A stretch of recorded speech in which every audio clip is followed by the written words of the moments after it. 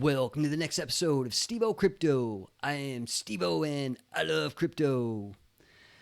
So today I wanted to go over with you 3 sustainable blockchains. So what do I mean by sustainable? I'm sure you saw the tweet from Elon Musk about Tesla no longer accepting Bitcoin due to its massive power consumption. So he didn't really specify, but he did say that he was looking at some alternatives that use way less, like 0.1% or 1% of the power of Bitcoin. So today I thought that I could go over a few different options that he may be looking at.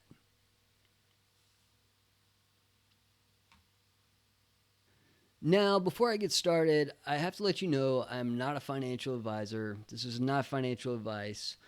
Do your own due diligence before you making your trades, and you are responsible for your own trades. So that being said, let's get started. First off, I have Ripple.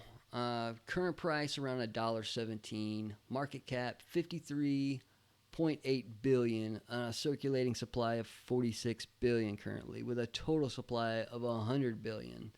So there's 54 billion left to mine. So one thing important to know about the market cap, if you are not familiar with the market cap, basically in order to get your market cap, you're going to look at your price and you're going to multiply it by your circulating supply. So that's going to equal your 53.8 billion here. And it's important to note this because, you may be looking at a particular crypto and you're thinking, is Ripple going to go up to $100? Is it going to see $1,000? Is it going to see Ethereum numbers? Well, it could see Ethereum numbers, but realistically, we need to look at the market cap. Ethereum blockchain has a lot less supply than Ripple here. So in the billions here, whereas Ethereum has, millions. So not likely going to see, $1,000 on Ripple. Probably not going to see 100. Now, it could happen, but very unlikely. For it to go up to, let's say, 10 times this, so 1170, we're going to need to multiply this market cap. So we're going to be looking at 538 billion on the market cap for us to see 1170. Now that, to put it into perspective, guys, that's twice the market cap currently that Ethereum has. So some fundamentals here to look at, guys, and I call these fundamentals because basically ever since Elon Musk made that tweet, and really before then, these are fundamentals. Ripple has a 1,500 transaction a second. Now that is 100 times Ethereum, and that's 300 times Bitcoin. So first, that's a huge deal, guys. At a way less on cost on the transaction, on the kilowatt per hour transaction. So we got 0.0079 kilowatt hour per transaction on the Ripple network, as opposed to, what is it, 80, something per transaction, 80 kilowatt hour per transaction on the Ethereum network. And I could be wrong on that. We'll look at that here in a second. But the transaction cost on the Ripple network is another thing to look at. 0.0001 Ripple per transaction. That is, ridiculously low, guys. Ridiculously low. And something to note, guys, is the Ripple uses consensus. So basically, everyone on the blockchain agrees on the transactions in order for these transactions to occur. So, and another thing to note that they have smart contracts. So just like the Ethereum network, they are able to perform smart contracts on their blockchain. You could, as an entity or a person yourself, could set up a contract on the Ripple network and could send it to someone and have them actually complete the contract and send it back, and you wouldn't have all the need for all the you know the notaries and the lawyers and stuff in between, the normal legal mediation in contracts. So the blockchains actually, a lot of these new blockchains can actually perform these smart contracts. So if you're not familiar with smart contracts, it's basically what that is. So really all I have on the Ripple, but I mean, I could see these guys. I could totally see these guys 5xing. This could 5x. I mean, and put it around the Ethereum network. I mean, 100 times the transaction, way less on the power, and way less on the cost per transaction. So, really cool blockchain, guys. Something to check out. So next up, I have Tron.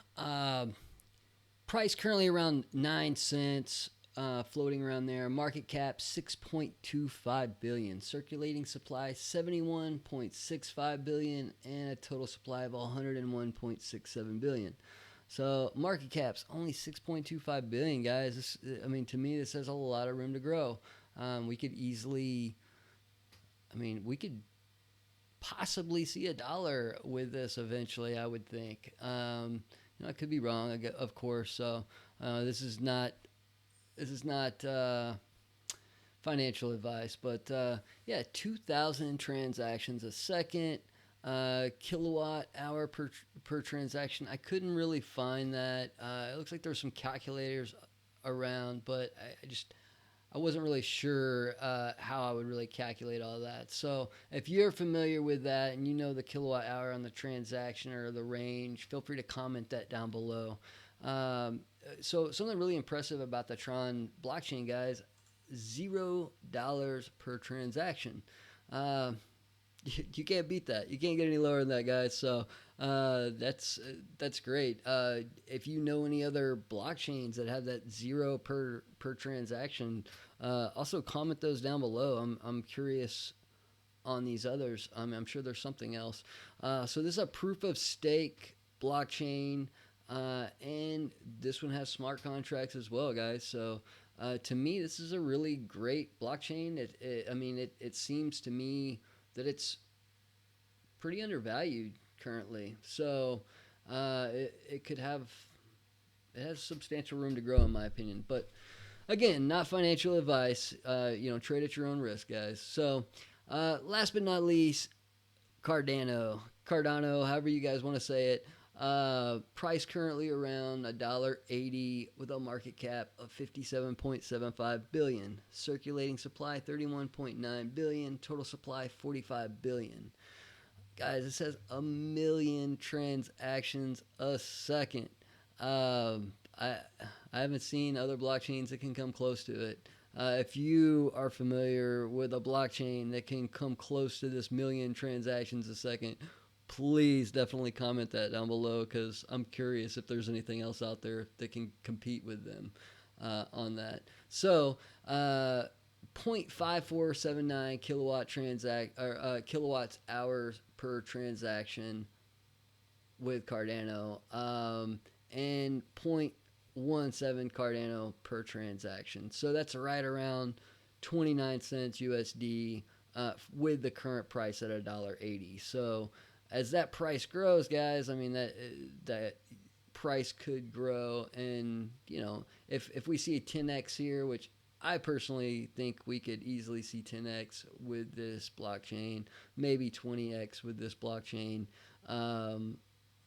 That price per transaction is going to go up with that. So if it 10x's, that's going to be $2.90 per transaction, and if it 20x's, then that's going to be $5.80 per transaction. So another proof of stake blockchain, and another one with smart contracts. So again, I think this one is pretty solid blockchain.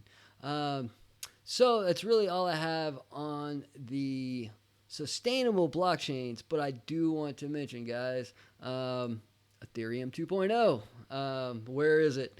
we keep hearing about it. They've mentioned it for a long time. We're going to go to proof of stake. And I'm hearing, especially after this big drop, there's a whole lot of new blogs and new content up talking about like, oh, proof of stake coming in the next couple months. But at the same time, I haven't really seen anything official on that. If you guys are, familiar with all that, yeah, feel free to let me know. But I'm thinking this is just smoke, guys, until it actually happens. So, and if that's the case, more and more people are going to be shifting over to this proof of stake stuff, guys. And if Ethereum can't bring it, I think that they could very easily get left in the dust, guys. Currently, market cap floating around 283 billion, and yeah, I mean stuff's catching up. So. It could be changing. Yeah, 15 transactions a second. That's not 150, not 15,000 million, nothing like that. We're talking 15 transactions a second with a 88.09 kilowatt hour per transaction and a $71.72 USD per transaction average in the month of May. That was the average transaction cost for Ethereum.